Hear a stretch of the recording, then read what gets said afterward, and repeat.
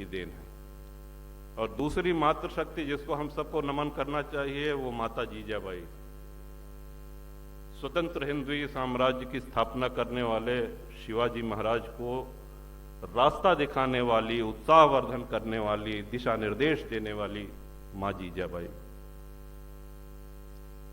तो आज की माताओं की वो भूमिका समाप्त नहीं हुई है। आज हमारा देश एक कठिन दौर से गुजर रहा है। लड़ाई का स्वरूप थोड़ा बदल गया है। आज हमारे देश में ही राष्ट्र विरोधी तत्व हैं, देश विरोधी तत्व हैं, जो हमारी सभ्यता को, जरा पानी, सभ्यता को, संस्कृति को मिटाना चाहते हैं। आप कल्पना करिए, आजकल एक शब्द और सुन रहे होंगे आप लोग, वक्फ।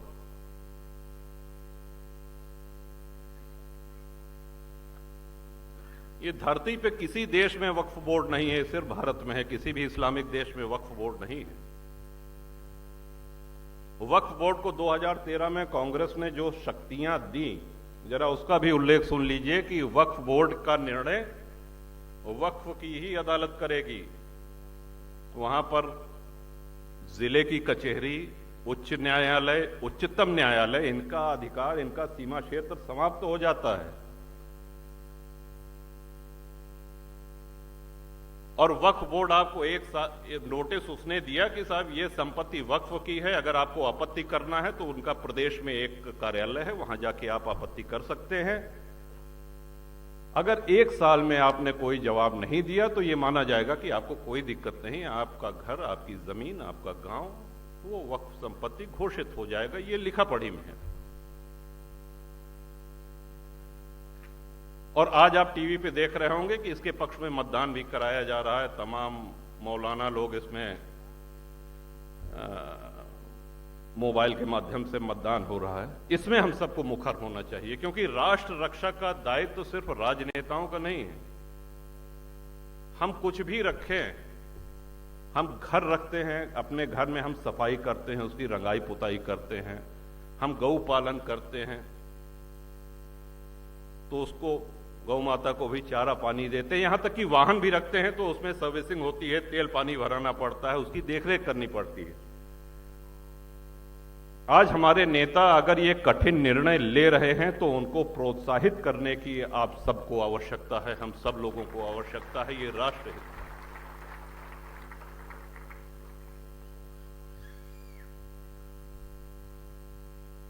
जातिवाद,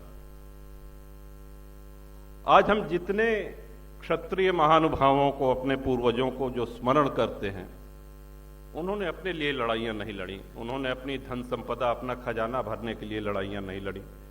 उन्होंने देश की रक्षा के लिए, उन्होंने संस्कृति की रक्षा के लिए तलवार उठाई। उन्होंने ये भी ध्यान नहीं दिया कि हमारी सेना कितनी है और सामने से आक्रमणकारियों की सेना कितनी है। विश्व के किसी सभ्यता में, किसी इतिहास में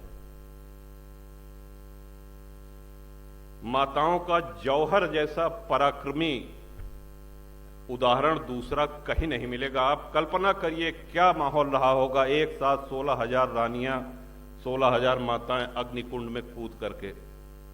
किसकी वजह से? अकबर द ग्रेट की वजह से।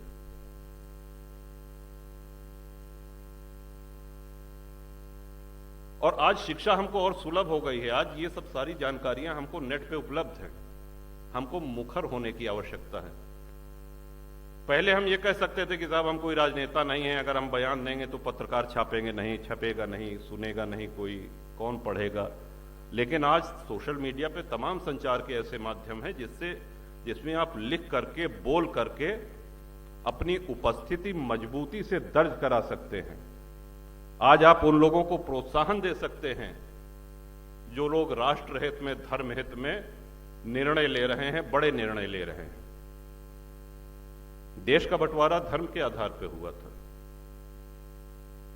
हिंदुओं ने कभी नहीं कहा कि हम मुसलमान के साथ नहीं रह सकते, मुसलमानों ने कहा कि हम हिंदू के साथ नहीं रह सकते, अलग मुस्लिम राष्ट्र चाहिए। पूर्वी पश्चिमी पाकिस्तान बना, सभी लोग जानते हैं। लेकिन उस समय एक चिंता व्यक्त की गई, और जो कि बड़ी जायज चिंता थी, और उस चिंता को व्यक्त करने वाले पहले नेता आदरणीय सरदार पटेल थे, जिन्होंने कहा कि इन देशों में जो अल्पसंख्यक, भारत के अल्पसंख्यकों के विषय में तो वो आश्वस्त थे, उनकी चिंता पाकिस्तान और बांग्लादेश में रह रहे अल्पसंख्यक हिंदुओं की थी। तो जब ये बात आई तो उसके बाद एक नेहरू लियाकत पैक्ट हुआ। आप लोग नेट पे देखिएगा, नेहरू लियाकत पैक्ट हुआ, तो उसमें ये आश्वासन दिया गया नेहरू जी की तरफ से और लियाकत की तरफ से कि नहीं साहब, इनको कोई दिक्कत नहीं होगी, मेजॉरिटी माइनॉरिटी दोनों एक समान अधिकार प्राप्त होंगे उनको, और दोनों फले फूलेंगे, किसी प्रकार का कोई खतरा नहीं होगा, उनको अपने ढंग से पूजा पाठ करने का अधिकार होगा, उनके में हमारा कोई हस्तक्षेप नहीं होगा। और परिणाम ये हुआ कि बंटवारा के समय 23% हिंदू पाकिस्तान में आज घट करके 1% रह गया है। जात पूछ के हिंसा नहीं हो रही है वहां पे। सोमनाथ जी का उदाहरण तो बहुत पुराना हो गया, अभी कुछ वर्ष पहले अक्षरधाम पे जो आतंकी हमला हुआ था, आप लोगों को स्मरण है?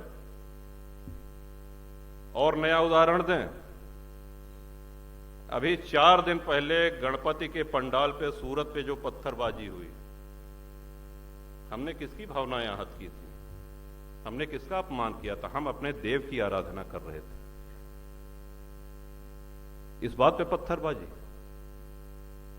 वैष्णव देवी दर्शन करने भक्त जा रहे थे, जिस दिन आदरणीय मोदी जी तीसरी बार शपथ ले रहे थे प्रधानमंत्री की,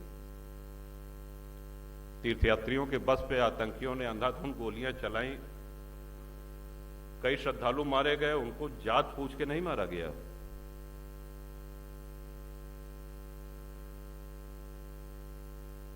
उनके लिए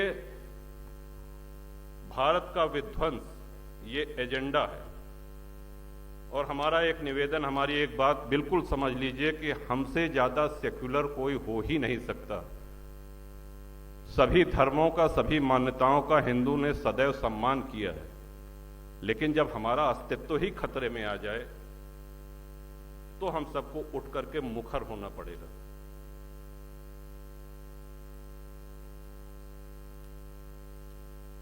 कितने कितने उदाहरण आपको दें। आज बांग्लादेश में जो शेख हसीना का तख्ता पलट हुआ, ठीक है, वो 2 राजनीतिक